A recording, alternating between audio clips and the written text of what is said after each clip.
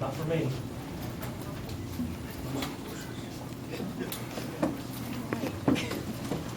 You can just go ahead and ask Aaron. Go ahead. JJ, can you tell us about Jamal Charles challenges he offers?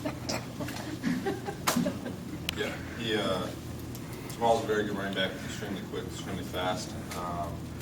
You know, he's one of those players that can break out at any time, so you need to make sure you keep it contained, and you need to make sure your defense does a good job of everyone doing their job and doing their assignment. You just tried to do that? Yeah, I don't know what that is, it looks delicious. I can't tell, the one on the left looks like it might be vegetarian. That's Ben's burger at Fuddruckers. It's a what? It's a Fuddruckers. It's Ben Jones's Is there a burger on it? The left one Yes. doesn't look like it has a patty. Ben eating them? Ben's already eaten them, but he's gonna. That's his burger at Fuddruckers. So Yeah, the media's gonna get to enjoy them today. Yeah, oh, they enjoy it, guys. In terms of the Chiefs, they reconfigure their line, they get some line switches. Go back and watch the old tape, or do you just kind of prepare for these guys just in general, their personality? You do a little bit of both. So we'll go back and look at some of the film of each guy in the position that they will be playing. In some cases, there may not be that, but at the same time, you have to also go out there with the mentality, you know, just go out there, play your game, do what you do, and don't really let all that affect you. JJ, can you talk about JD coming back, and you see the work he's put in to be on this football field coming up on Sunday. We just talked to him; he's giddy about it. I mean, Yeah. What have you seen out of him? I think he's very excited to get back on the football field. Obviously, put in a long rehab process and hasn't played in the game in a while, so he's very excited to get back out there with the guys and be on the game field and just get back into the rhythm of playing real football again. Speaking with Kansas City reporters today, Andy Reid compared you to Reggie White. To have folks at head coach view you as that and be mentioned in the same sentence, what are your thoughts on that and on Reggie White? Yeah, it's it's an incredible compliment. I'm extremely honored and humbled to be in the same sentence as a guy like Reggie, especially coming from an NFL head coach. I mean, it's a guy that watches the film every day. He knows what he's talking about. He's been around for a long time. So that means a lot. I just know that all I can do is go out there every single day and work as hard as I possibly can, be the best for my teammates, and really just try and lead this group of guys. But yeah, I mean, after only 4 years of my career, to be even in the same sentence, much less the same breath as a guy like Reggie, it's a massive honor. I know you're focused on the other team's offense and not their defense, but do you appreciate other good pass rushers around the league, and what do you think of like their pass rushers? Yeah, no, they have two great ones over there in Justin Houston and Tom Valley. Those guys both work very well off each other. They've both done some great things throughout their career. I mean, Justin last year, 22 sacks. It's no easy task, and that doesn't just happen. They've been able to do some incredible things, and you watch other pass rushers, and you enjoy watching somebody at their craft excel. I just hope they don't excel that well on Sunday, that's all. Since you didn't get to play in preseason, are you like really anxious to hit someone finally? Yeah. That would be the understatement of the century.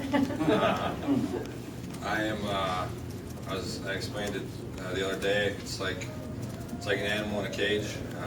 You rattle the cage and hope they unlock it. Maybe the lock falls off. You hope somehow you're going to get out of the cage. And I think on Sunday they're finally going to open up the cage for me, and I can't wait. I'm pretty hungry. One thing Romeo has provided you with some freedom to kind of be that green light. So if you see something, to go and take it. How much does that help you kind of be more creative and imagine it on the field? Yeah, it's a lot of fun. It takes a while to build that trust, and I'm very fortunate that Romeo's put that trust in me.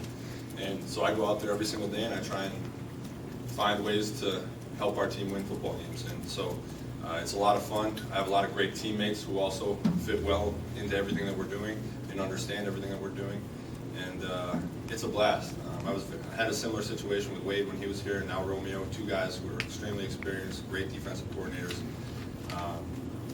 And that's why I love this game. You can go out there and you can make plays from all over against all different guys, and you really never know where they're coming from.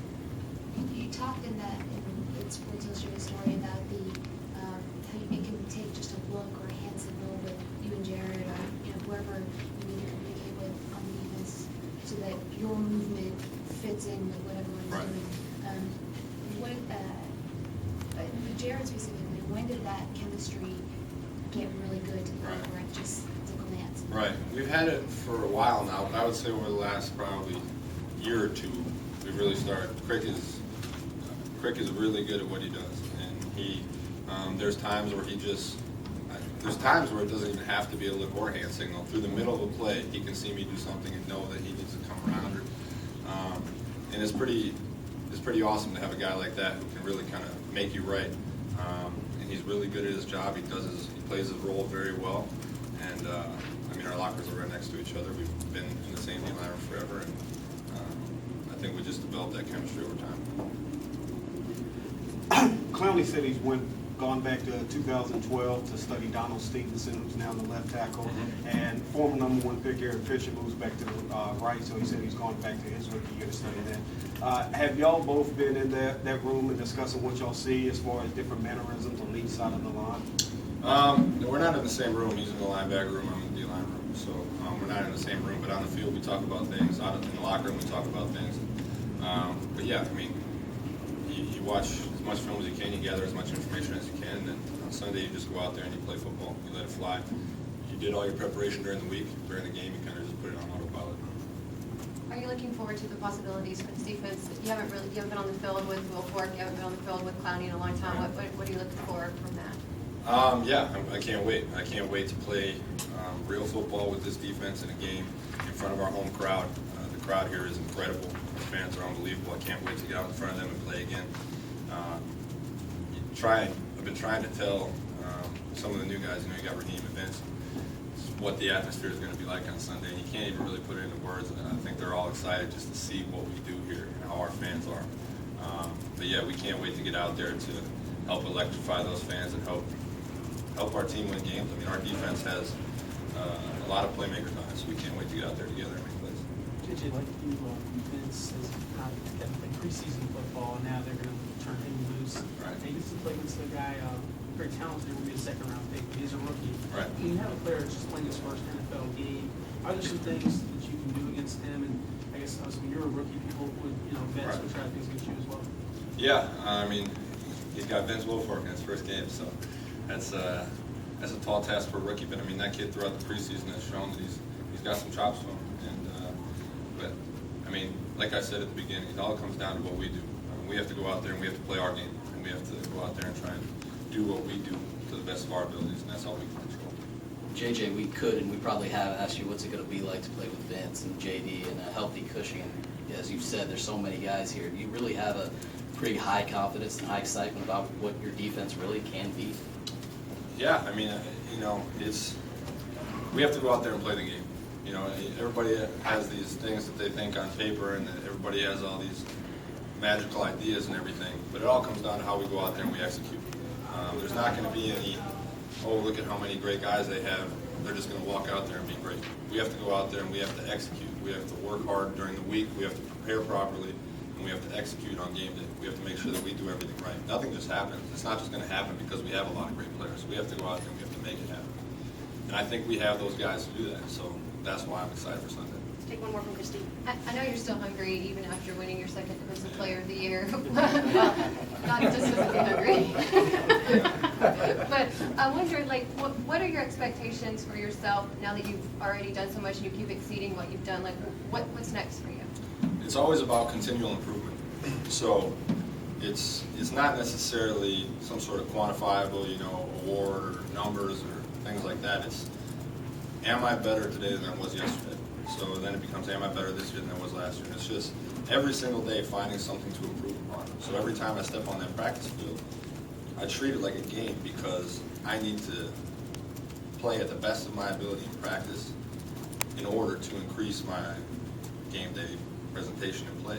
So every single day that I step on that practice field, I need to get better than I was yesterday. And if I don't do that, then I fail myself, and then that's where we start to have problems. But it's not like I want to get this many this, or I want to do this or that, get these awards. It's just go out there and be the best possible football player that you can be every single day and continually improve and continually improve.